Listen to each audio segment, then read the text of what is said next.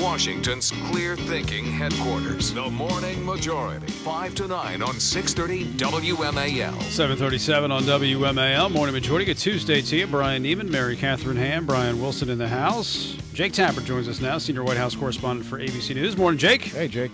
Good morning. So the president's back from his trip to Europe. How does the White House think it went? Was it a success? What goals were achieved, if any? Well, I don't think any major goals were achieved. It had the G7 or the G8 rather trip is one that the U.S. has to go to every time it's called for, and so they went. And then in terms of the other things that were accomplished, successful visits to the U.K., a successful speech to Parliament, a fun trip to Ireland, a successful trip to Poland. This wasn't one of the most important trips that we've done with as speaking for the White House press corps with the president. But I think they feel like it was successful for what it was.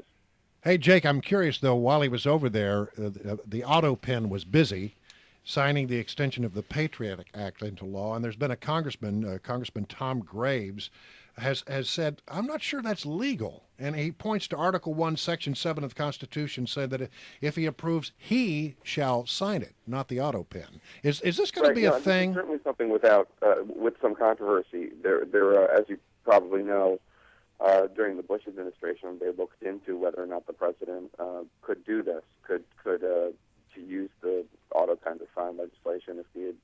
And the Department of Justice's Office of Legal Counsel concluded that he could.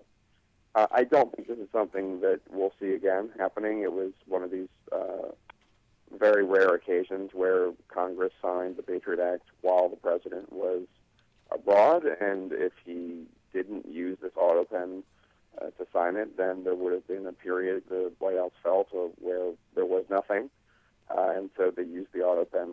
But they did it because they felt like they had to. I guess. You don't think there's any legal challenge there, do you? There could be a legal challenge to it, but I don't know that. I'm not a lawyer. I would imagine that it's possible that the president, upon returning to the White House, could have then gone to the legislation itself and signed it with his hand again, if need be, in the same way that the president was sworn in twice. You might recall. That's right. Chief Justice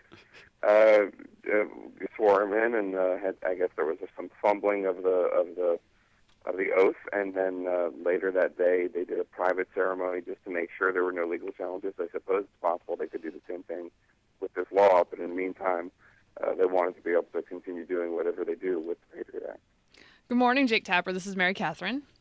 Hey, Mary Catherine, how are you? Good to talk to you. I wanted to ask you, there's a little row brewing about Biden shutting out the press from fundraisers, including some local press and press corps folks. This is not the first sort of incident of this type.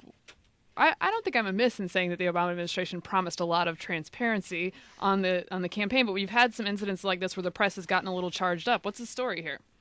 This is the first I've heard about it because I just got back over the weekend with the president, and I've not been focused on the vice president. But generally, what's done is for these fundraisers is that there's the pool reporters are allowed in to cover the remarks, whether by the president or by the vice president, and then generally to report on what they can about the fundraiser, and then they go back to the hold. Whether it's in a van outside or a smaller room in the house or whatever. This is the first I've heard of them not allowing anybody in. So I think I need to find out a little bit more. But there certainly have been other instances where the White House press corps has complained. Well, we in the White House press corps, we always want more access than less, and there have been some incidents of not allowing the press to cover these fundraisers, but I don't know the specifics about this Biden incident. I do recall there was one time where the pool reporter was kept in a large storage closet. Right. And, that was in Florida. He made a thing out of it, and the vice president's office eventually apologized to him. But I don't know.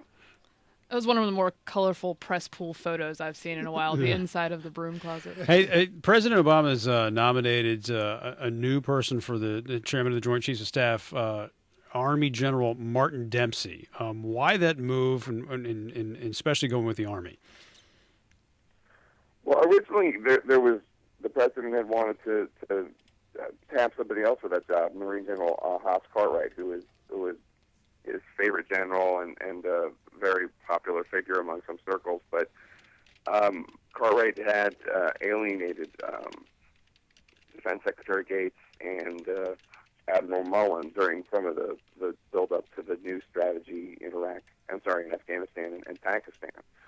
President Obama had asked him for his unvarnished opinion about the strategy that they were putting forward, which was obviously the surge of now it's we have about 100,000 troops there, and House Cartwright had given him his unvarnished opinion, but I guess Gates and Mullen at the time were not happy that they did not know about it while he was doing it, and obviously he was recommending something different than what they were recommending, even though the president had asked him.